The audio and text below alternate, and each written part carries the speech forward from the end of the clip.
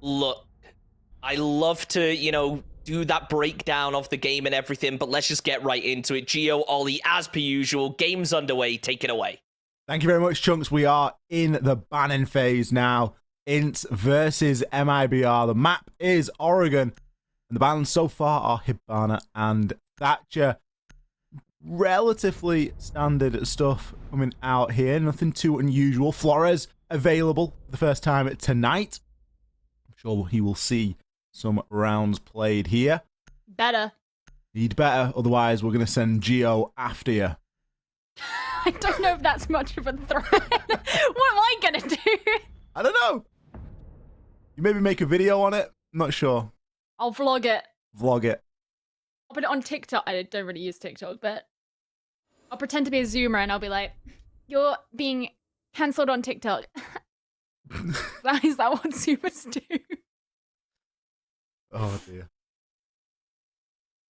Well, Cade and Wamai, the final two. So, nothing too unusual about the banning phase here. All fairly standard stuff. The Cade and the Thatcher sort of nullifying one another. The Hibana removed as well for the pressure on hatches, so it does mean that Maverick and either Thermite or Ace are going to see a little bit of playtime as well, which again isn't too unusual. Hibana's value really comes at being able to open those walls from afar and to put pressure on things like Attic and things like the games room wall. So, did you say Attic, Ollie? Is that a place that exists in Brazilian Oregon these days? It's been found. It's been discovered. Oh my god! It's like the new world, the new Amazing. lands. Unprecedented. We'll probably see it at some point. Like, prepare for excitement because at some point we will see it. Not in this round though, or at least very unlikely. Well, I mean, maybe. Depends what INTZ are going for. If they want to do an Attic push on a laundry attack, you know what? Go for it. Well, something they've not brought yet is the Flores, which you would expect teams and players to try and bring, especially when you look and see how many shields being brought from MIBR. Now, Flores has seen a lot of play on Oregon and mainly downstairs, although you can play him upstairs as well. You can play him basically anywhere you like, but the shields and particularly dealing with elbow is an area that Flores really does shine. Well, they're going to have to deal with this roam that's upstairs. Lukid getting caught out in the E1D, actually. He runs away. You know what? That could really work to their advantage, too, because it's basically going to say to INTZ, hey, you're going to have to spend a ton of time trying to clear out this first floor, and by the time you get there, they're probably all going to be downstairs. So, a nice little bait there, using their own utility against them. It's something that really sort of hampers the teams that take a lot of time and do struggle with that roam game, and you really see the difference in teams that have that sort of confident hot drone and move ability, and then other teams that feel the need to sort of re-drone things multiple times and get a little bit caught up. But currently 3 drones there at Zach's feet. I know that he's a good fragger, but they're certainly investing a lot in trying to keep him up there as he thinks about maybe pushing down those rear stairs. Still, there's 2 drones stacked up there that have just sort of been left, and you just kind of worry. It's a really small thing, but you just worry about where these drones are actually being placed and what information is being gained here. They're all over here. Yeah, you would hope that they're being placed in, flank watch positions, right? If you're not leading in the entry, at least put them in places that you can refer to later and try and gather some information on the whereabouts, because that's 4 drones. Hey, that was a good example of a flank watch drone. This one being straight to sight. I don't think that one's going to last very long, if I'm honest. It may not, but it may gather a little bit of intel, tell them about the mirror window.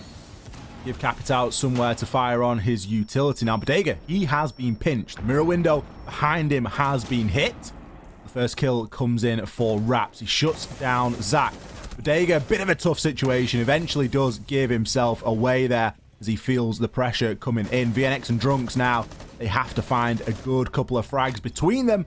Drunks finds 2, still leaves VNX 1 versus 2. Pre-fires the corner. There's a bit of a last-ditch attempt. Maybe off a sound call, as you would hear the sound of Raps there just dropping off, but Still not enough. MIBR, they come away with round number 1. You know what could have been useful there is if there had been a drone. And you know who brings a lot of drones? Who brings a lot of drones? Flores. It's crazy. Oh, would have loved to have seen it, but alas, no. I mean, no, I don't even think that was even a terrible attack from INTZ. It was very, I mean, they spent a lot of time working over towards tower for it to end up being a laundry push, but they were lacking on information towards the end. And as a number of those players got gunned down from the attacking side, leaving VNX on his own, cool, you've smoked off the mirror window, so you've denied a line of sight, but in return, you don't have a line of sight. And that is ultimately a good thing. If you're in a 1 versus X situation, you can cut off a number of those vision points, then it means that you can kind of deal with each of those players one at a time. But you don't have drones, you don't have information to go by, so you really are just flying blind at that point. And so it's unsurprising that VNX finally met his demise towards the end of the round. This time they will be attacking on the upstairs. This is where we want to be looking out for the attic pushes, and they've brought 2 hard breaches, neither of whom, though, are a Maverick, who is quite commonly brought to deal with the attic push. Now, it's an interesting one, because which are you going to use for which? You don't necessarily need to have a long-range hard breach to open up the games room wall, but I would assume that if you are bringing a long range and a short range, you would use the long range for that, because it seems even more, like, obsolete to take it for the attic wall. I guess another main reason to bring Maverick for the attic wall is the fact that you bring a couple of grenades as well. So you can not only open the wall, but you can start to, well, for a start, you can open it very safely. You can just open a nade hole in the top. Secondly, you can then look to try and burn some utility, either with your Zofia or somebody else with stuns, that can then look to try and root the player and move the utility from the bottom side of attic, and then the nade comes in to try and confirm the kill or to force a player into a crossfire. So you do just miss out on that. Now, we have seen the Selmas be used to open up this attic wall. The drone now going to go on through, but there is a shield to deal with. Now, how are you going to deal with that shield? You're going to have to get Hornetow up here. VNX is going to try and burn out the ADS. He's just waiting for Hornetow, because obviously doesn't want to let the ADS refresh. The ADS will eventually be burned. The nade comes through, and likely the shield will be gone. See, I suppose when you bring the ace there, because you can choose to end the Selmas, you can still get that sort of high-level, like, nade hole, I suppose, which a Maverick usually just opens with the blowtorch above him. So it means that you can throw projectiles in without revealing yourself and putting yourself in a space of danger. But, you know, as you said, lacking the nades, you can throw in the flashes, but that's about it. Now, INTZ trying to pinch down into this one player on MIBR who's over in Trophy. I think it's Reduct. Was it the Valkyrie? I think it is. They haven't been able to get rid of her, and she's gonna, fire out the drone as she still sits comfortably in games. Well, now I think we're seeing the games wall actually be open there, as we can hear the exothermic going off. So INTZ have ticked a lot of boxes so far. They've got the attic open, they have the games room wall open, but they've not really dealt with any of these roamers. We've still got Bodega below. He has the C4 in pocket. And you know that with the Valkyrie cameras, there's going to be some sort of information. Not only that, there's a bulletproof as well. Toxic Babe canisters from Fowls, timed to perfection. Still has 2 in pocket. 20 seconds left. He's going to be able to cut off that entrance for a long period of time. A smoke does go in deep from VNX as another Toxic Babe is tossed out toward Trophy. Vitz will find Bodega on the vertical. But still, 10 seconds, and VNX needs to try and get himself on in for a plant. Raps is being pressured as Hornetow's just aggressed all the way on through. Reduct, he has to go in now and try and take down the planter, but he too will be taken on out. Files is now left in a pretty impossible situation. This is eventually going to get taken down. He finds one frag, but the plant was going down, and that was extending the clock. Files couldn't make it out of Kid's bedroom, and instead, INTZ, they come away with the round. I still do want to point out, however, that Falls wasn't found out for quite a while. He got a kill that INTZ could have quite easily not allowed to happen because they didn't know he was in the corner. They knew that there was one person in Kids, so they sent the Buck down below to try and force him to move, and then Hornetown actually got the kill over from Pit, but yeah, like by that point, by the time that the plant was going down and they'd moved into dorms as well, Falz really was trapped. There was nothing that he could do on his own. But up until that point, I was like, oh no, please spot that he's there. And they lost a player for it. But, you know, the way that they cleared out from one side to the other and pushed against the players who were remaining in kids and dorms, good, it's effective, because it meant that even before they'd got those kills down, they could start going in with the plant, and there was very little that those remaining 2 players of MIBR could do, because it was well out of their scope. So MIBR are to be returning to this same site. Bit of a difference here from INTZ, though. Instead of bringing a thermite, so no double hard breach there, they're going to be opting for the Capitão. And it's interesting because thermite these days has smokes. It was one of the things that they did to try and buff him in conjunction with nerfing Ace by removing his. And, of course, Capitão also has smoke. So they're still going to have that available. They'll just be lacking the option for the main hard breach. Capitão does have a secondary hard breach gadget, which they are bringing. It just won't be able to fully open any wall. But I think for INTZ, the option to clear out a big area, they see as a much bigger priority than opening a wall necessarily. I want to see how it plays out, because that last round from INTZ was pretty textbook. It wasn't quite perfect, but it was getting there. You know, there wasn't a lot really else that they could have done to pull that one away. And a lot of it hinged on the fact that the double hard breach was brought. Now, where the sort of hard breach gadget, where that tin opener gets used, is going to be very important here as to how the round does progress. Falz has already taken a chunk of damage. Instead, we're going to see a Selma actually placed below, and in an attempt, I imagine, to deal with a mute jammer or on the actual wall of the attic, but still, that's, again, quite a bit of utility used. Now, it's a very safe way of doing that. Instead, you could have taken control of meeting and just shot it out anyway and not used the Selma there. So, again, choice use of those Selmas, especially when they are so limited. But VNX going to be starting things off with a frag over onto Bodega. Bodega, again, trying to play that roamer downstairs and getting picked off. Redux very close to coming into contact with one of these INTZ players in the showers corridor. Now, I was going to say I think INTZ probably feel comfortable that they have most control of the first floor, but with Redux heading down the white stairs, it kind of removes that. And Hornetown receiving the pings, he knows that someone is round here. Redux does have a lot of damage taken as he heads back upstairs. There's actually, yeah, I was going to say a few members here on MIBR who have low health. Rap's falling as well, and INTZ are an entire squad still. I don't see how INTZ aren't going to overwhelm MIBR, especially if they are all off the site. Well, Redux and Luke have brought things back to an equal 3 versus 3, but only briefly. Zach is going to finish off Luke. Redux holding on to the top of white stairs. Falz, low health as well, trying to cling on inside of dormitories. He's instead going to be looking at holding on to that main window. There's going to be an engagement there as Redux, he gets shut down by Vitz. Falz, now in the 1 versus 3, finds himself 1.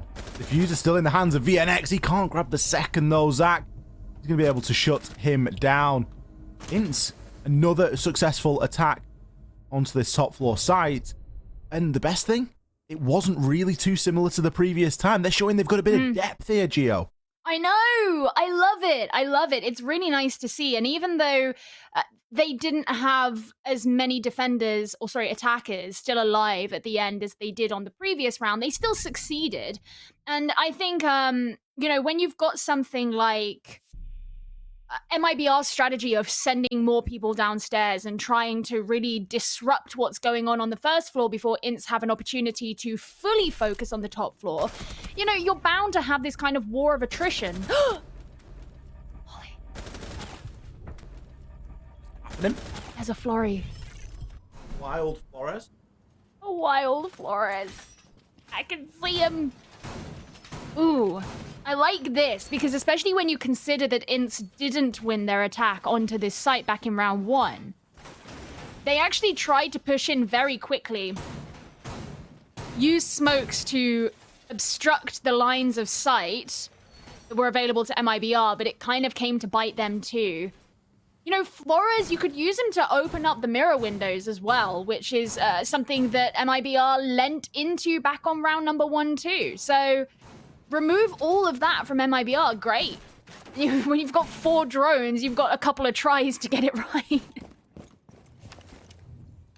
We do usually see it taking a few tries as well. They're not always the easiest drones to get into position. And not one of the criticisms, but one of the downsides, and there really isn't too many, is that it does just take you out of the fight. And you can get wrapped up in the drones for a good portion of the round, but we'll see how Drunks chooses to deploy them. The mirror windows were very important last time for MIBR in terms of gathering that information.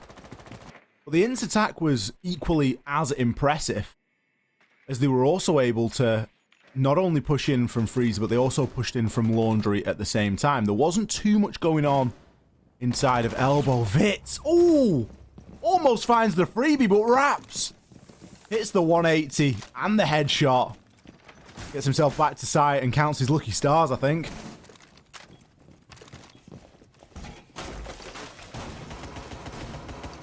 MIBR standing strong. You know, it's a 5 versus 4. It's not exactly hyper-pressurized at this point. Bodega puts his next mirror window up.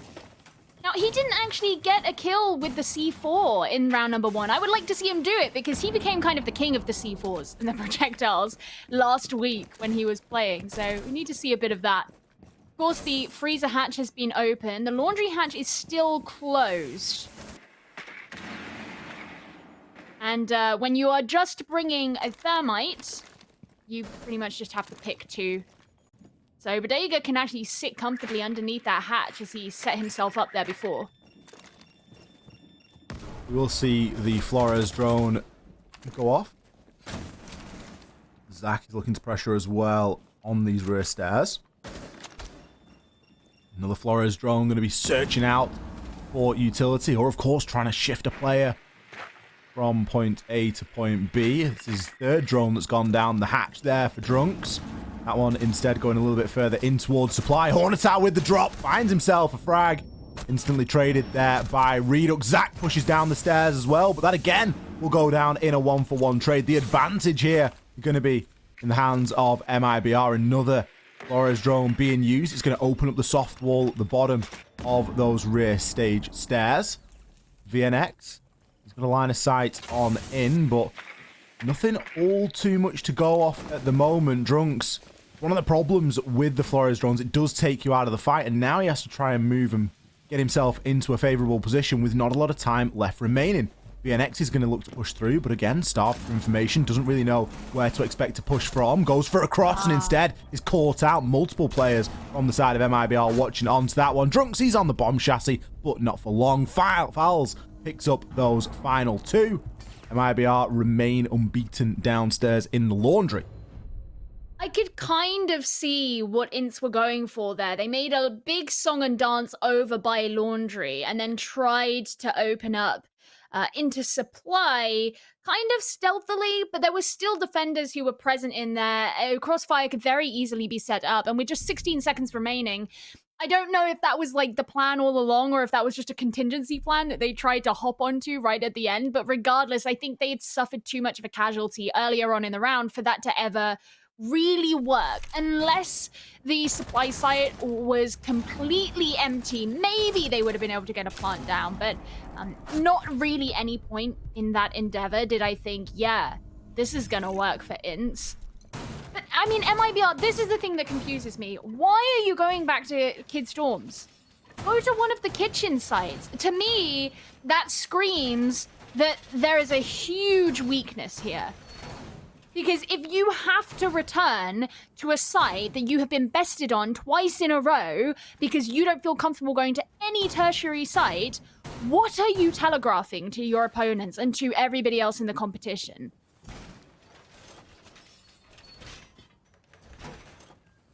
maybe there's something that MIBR feel as though they can do differently here. They've lost it twice, lost it to 2 different approaches.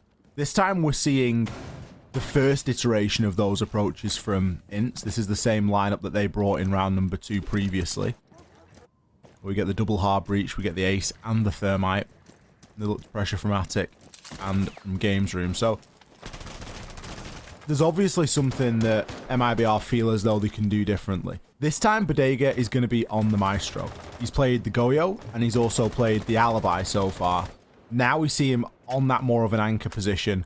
It's something that we've sort of been crying out for a little bit, Gio, as he does tend to perform a little bit better when you put him on that anchor position. And of course, you've got the utility as well from those Maestro cameras, so you're going to be able to have those regardless.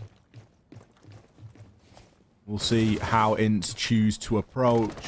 You do wonder if their confidence is going to get to a point where they're just happy to take these engagements. Vitz, he's itching to get himself on in. You've burnt the ADS, you've done the hard bit. Now you've got to go for the swing, but the nade's going to come on in. Great teamwork again there from INTZ.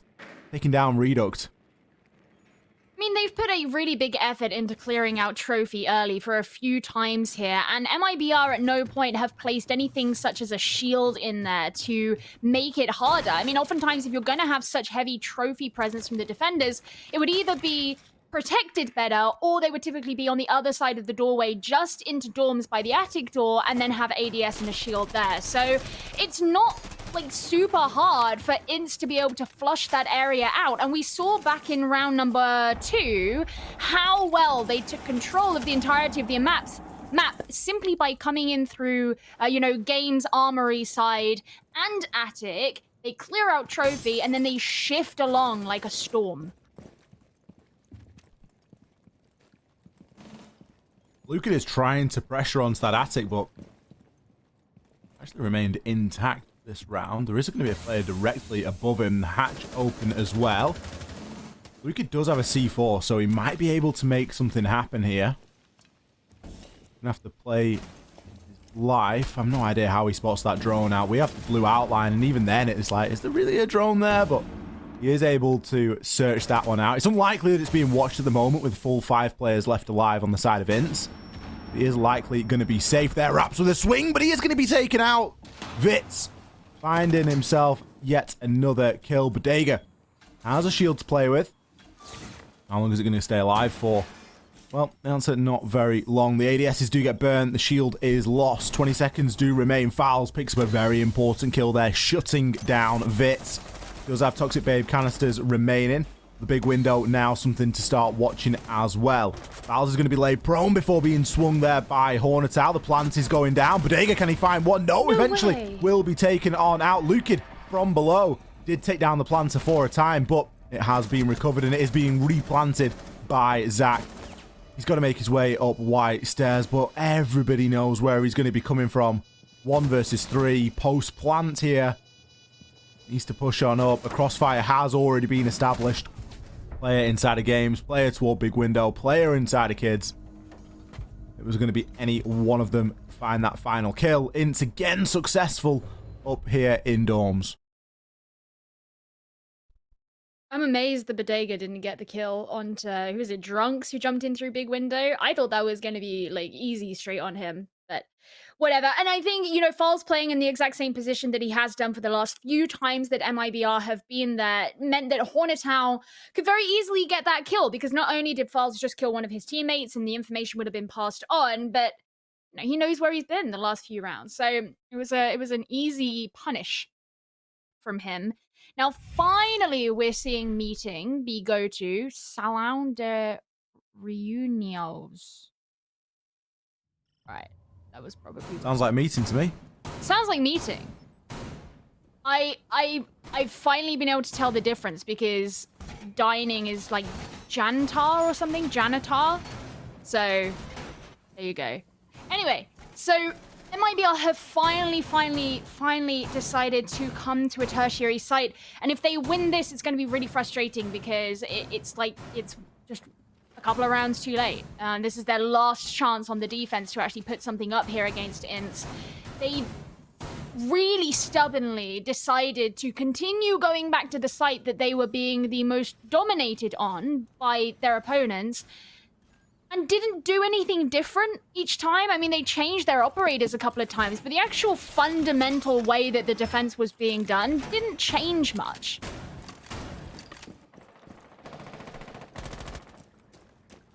Let's see if they can find a bit of success here for the final round on defense. Chance to salvage a 3-3 split here for MIBR. Things don't get much easier after that, though, because then they've got to go on to the attack. So, still a bit of an uphill battle. INTZ have come in pretty strong today, and it's been, again, very nice to see. Zach, obviously, joining this squad and things seemingly moving a little bit smoother for INTZ since the start of stage 2. They're certainly moving with a little bit more confidence, and it's resulting in rounds as well, so early aggression being shown. As half of that wall has been left soft there. It gives something Lukid, something to peek from, along with Reduct. The drones start to come in. You do just worry that if this opening engagement doesn't go too well, it's going to spell disaster almost for the side of MIBR.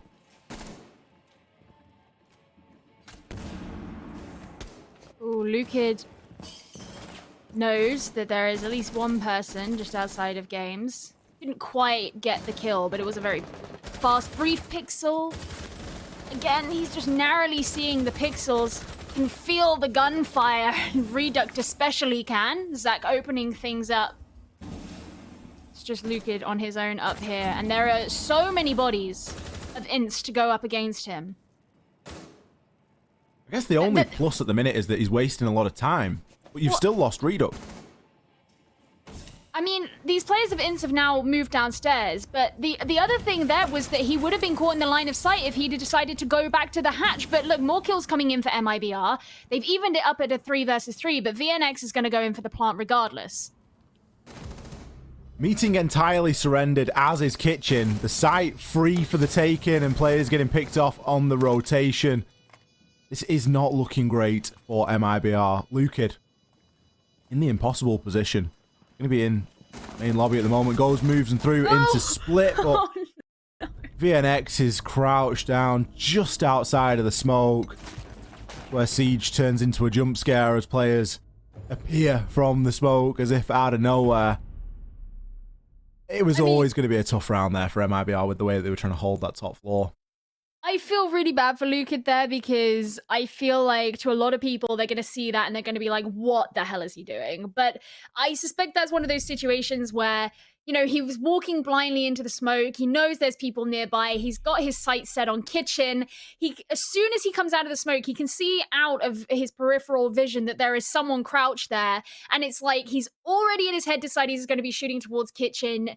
And you know when you've just got to react to so many different stimuli in one go and you just, you know, you get something like that at the end. So I think it looked worse than it was. It wasn't Lukid's fault alone that he was in that position. But I do think that MIBR's decision to have such a strong upstairs presence didn't work how they wanted it to, as you said, and that was a contributor to that fact. Because by the time that INTZ went in for the plant, there wasn't really anything going against them. Like, there was no resistance there. And, like, Drunks was over in Kitchen. He wasn't even by the plant itself, but he knew that there would be a rotate in through there. Got a kill really early. So, you know, MIBR just having no presence on or near the site made it very open for INTZ. It didn't really matter where the site was, in all honesty, for that last round, with the way that it went down. So time for a switch up here. 4-2 split on the attack for INTZ is very commendable. They've given themselves a relatively easy job here. All they need is an equal 3-3 and they're going to come away with the win. But MIBR now switching things up. Time to hit that reset and see if they can salvage anything inside of this round. Now, we often talk about how it's kind of easier to play with not your full lineup on defense, but MIBR haven't been terrible on the attacks, especially with Bodega playing the hard support. It frees up everybody on the side of the team to, you know, be a little bit more flexible. And we'll see if they're able to get the job done here and start to change their fortunes here on Oregon, because another couple of rounds and this one's going to very quickly run away from them.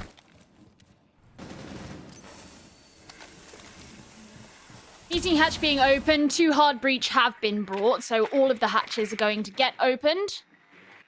Something that INTZ decided against on their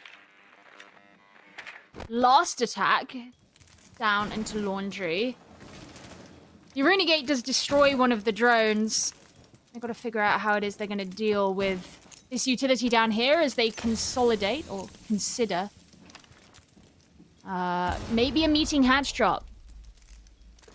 No, really? I would not be a happy Geo if they did it, but they're the ones in the server. I think you're prepared to not be a happy Geo as we see 1 and 2 players jumping on down. Reduct finds himself 1. Zach instantly takes down Rap, but Pillar was in control for a time. That is until Reduct got himself down. We've still got Fowls laid prone with an angle over into Freezer. No nades left, so we can't do anything to root the player out.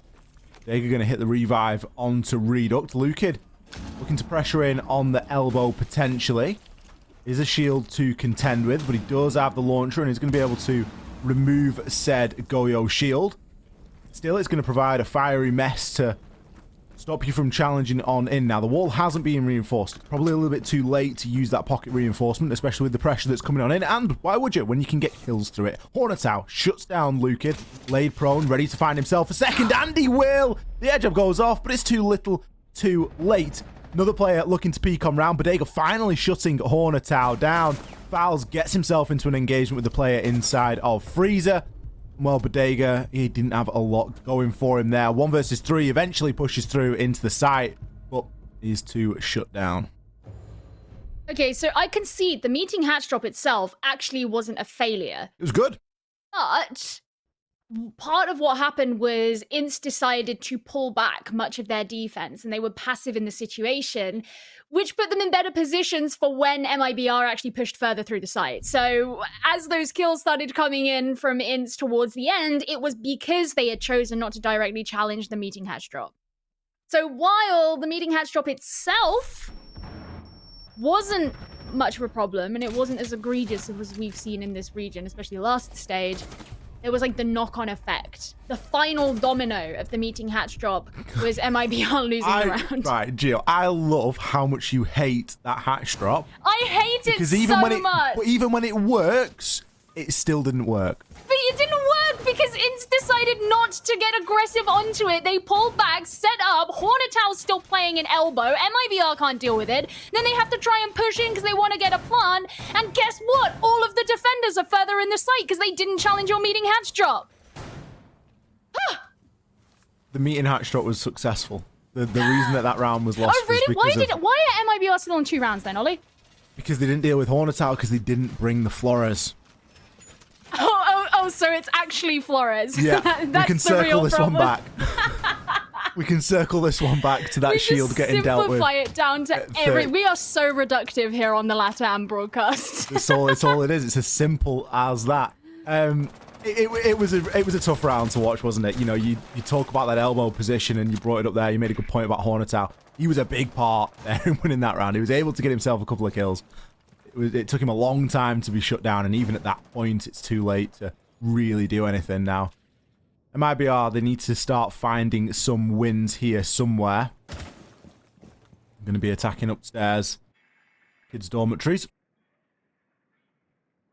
A couple of hard breaches being brought, which is always nice, and I guess more importantly, they've brought the Maverick. Fowls regularly plays on the Maverick now, so they're going to have a couple of those grenades to go with. But we've still seen quite a light grenade day from these two teams. There's neither team that's really brought more than one set of nades, and usually you think about how many nades are brought now, and you know, with the Ana Sledge, there's just so many options. So many options, man. We are spoiled for choice here in Rainbow Six Siege. Well, no Yana and no Sledge. So, there's options not to be taken. Got a hold here from INTZ. They are very much holding these vertical angles, and it's no surprise why. I mean, Hornetown, he can sense, he can smell the fear, the sweat, and the adrenaline of MIBR down below. Haven't yet put much of a push at all onto the top floor, and we're already over halfway through this round. It is one of those rounds that is in danger of sort of petering out a little bit, especially with the sort of lack of progress that we're seeing here. It's going to almost panic throw a C4 there as he feels like he's being pushed, but he's just given Raps the indicator that he needed. The lifeline hadn't actually gone off there for Raps. The swing, though, is going to be successful. Take a seat, Raps. You just got swung by the shotgun. Vitz able to shut him down. Advantage here. INTZ fouls. Could look to pressure through the big window, but realistically, so many angles to try and check as he moves on through. Zach does give himself away, though. Going to give something back to the side of MIBR, but with Lukin at the top of these white stairs, it's never an angle that is easy to make entry on through, especially without smoke or any sort of distraction. All the players nearly stacking up there. Lukin does find himself down. As Drunks is going to be looking to push through as well, but the shotgun from below going to finish off the two players on white stairs. Fouls. Not quite padding his stats at the moment, but that's really the way that this round is going to go. 8 seconds left. Still has a nade in pocket, but he's 1 versus 3. Finds one with the pistol. It looks great, but Vitz, the star of the show, comes in and shuts down the final player. Ran in 4 inside of that round. I feel like this is the time in the stage where no longer is the situation with MIBR speculative, and it's not a joke either. Like, this is serious. It's serious. They're about to lose 7-2 to INTZ, which is not no disrespect to INTZ. INTZ have certainly had their good plays, but it's more that MIBR shouldn't really be losing to many teams at all. And yeah, obviously, like, there is a very serious situation going on with MIBR right now, and it's not their fault either. And we have to be very careful how we present this, because it's not like something has suddenly fallen apart within the team. It is a temporary situation, but it is having very real effects for where they stand right now. And if they fall into the bottom 4 of the leaderboard, that's going to be very hard for them to climb out of. You know, one of the things with the cumulative leaderboard is that finishing in the top 6 in stage 1 gives you a huge advantage going forward, and it takes a lot of effort to fall out of that. And MIBR are potentially about to.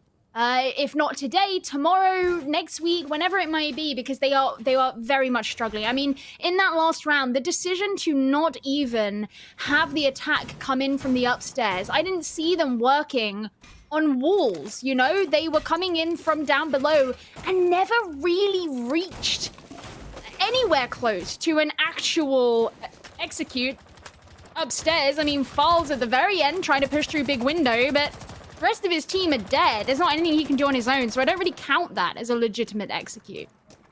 It is worrying. The last time we saw these two play in stage 1, it wasn't Oregon. It was a 7-4 MIBR. So even then, not a clean-cut game. But you get the impression that that was one of those typical games where INTZ won a couple of rounds on the defense and were able to get the advantage, then struggled on the attack. Well, that isn't what we saw tonight. We saw INTZ do very well on the attack, and they've continued that since they got onto the defense.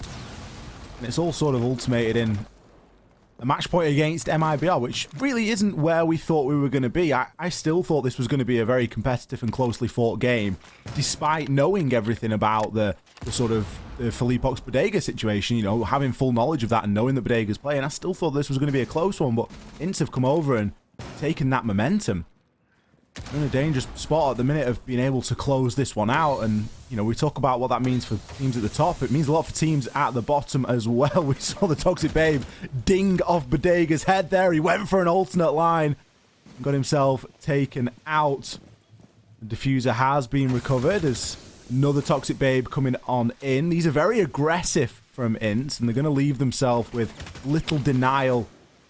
There isn't any C4s available. One Toxic Babe canister left. MIBR now just going to bide their time. They've recognized that there's a lot of time remaining. And they can look to further pinch and pressure and see if they can just catch any of these defenders out. A lot of damage down to Hornetown, but Luca did receive some in return. Doesn't want to get too overzealous. They still haven't actually cleared out showers, so that's the next job on the docket. But, you know, okay, Vits peek out from the shield, sure, because they didn't really have much that they could have dealt with that, and that means Shower's corridor control has been taken, and with that kill from Falls, Shower's control as well.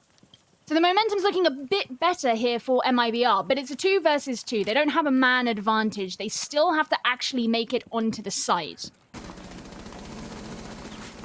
Luca knows that there's going to be a player inside of security. We can see Zach sitting at the top of White Stairs as well.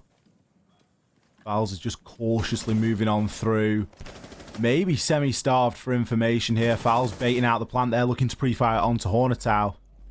Hornetown is going to go for the swing. He doesn't have the shotgun, interesting. He has the FMG, but instead he will be taken on down. Fowls steps in a big way inside of this round. Zach now, it's do or die. Finds a frag. Luke, no!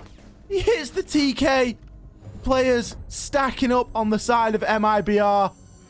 Zach coming in for the final kill on INTZ, and MIBR did the rest. INTZ, they're going to take Oregon here against MIBR. Yeah, Zach actually did a really good job in this game. You know, not even top fragger. That's actually going to go to Falls. 10 and 4 though.